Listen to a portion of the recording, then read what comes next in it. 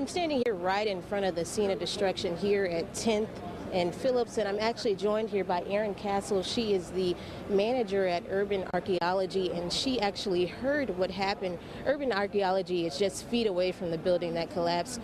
Erin, tell me what you heard. I was working with a couple customers, and I felt something first before I heard it. It sounded like something falling, a large mass falling, but I really felt the rumble, and I've gotten a little bit used to construction going on because PAVE had just redone a lot of their building, and I knew that they were putting in the new Lewis and deconstructing the Copper Lounge.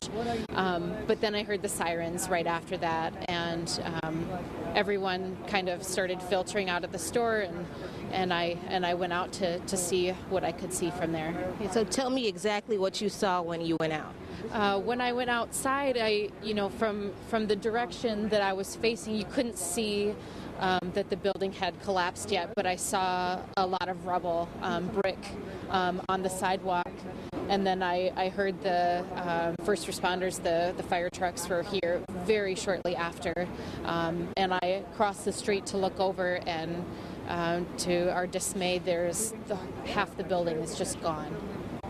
So what was your reaction when you saw that? As you said, that you've been used to hearing a lot of construction here in this area, but did you ever expect to see something like this when you walked outside? Never. I had just walked from the parking ramp, 20 minutes prior maybe, and actually had walked with a gentleman that was going into work on the building himself. And my first thought actually went to him, this young man that held the door open for me as I was walking down the parking ramp, and I thought immediately of him, this person I didn't even know his name. And I ended up going out back of our building to escort some of the police that wanted to see the rear entrance to their space.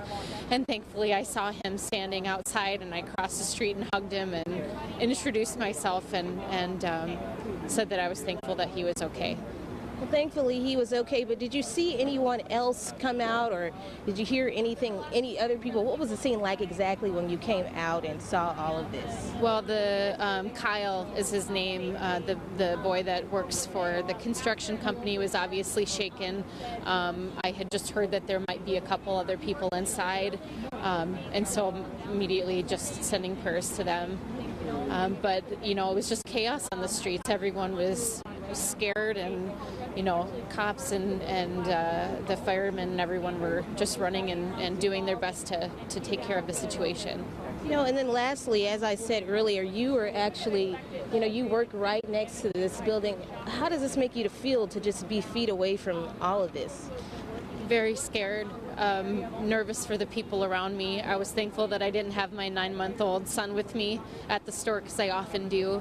And they closed down all of our shops for just structural stability, and also, gas lines and things like that. So I was thankful that the first responders were very quick and wanted to take care of us. Actually, I had a policeman come into the store and help me shut all the lights off so that I could get out as quickly as possible. Well, do you have anything that you want to add, that you want to let people know? I just hope that everyone is sending prayers out to those inside, and tell those that you love, that are close to you, how much you care, because things like this happen all over the world every day, and we're just thankful that we're okay, and we're sending prayers to those inside. All right, again, thank you, Erin. And again, we will continue to bring you live coverage here throughout the day. We'll have more details coming here on KELOLAND News, as well as on KELOLAND.com. So please stay tuned. We'll send it back to you guys in the studio.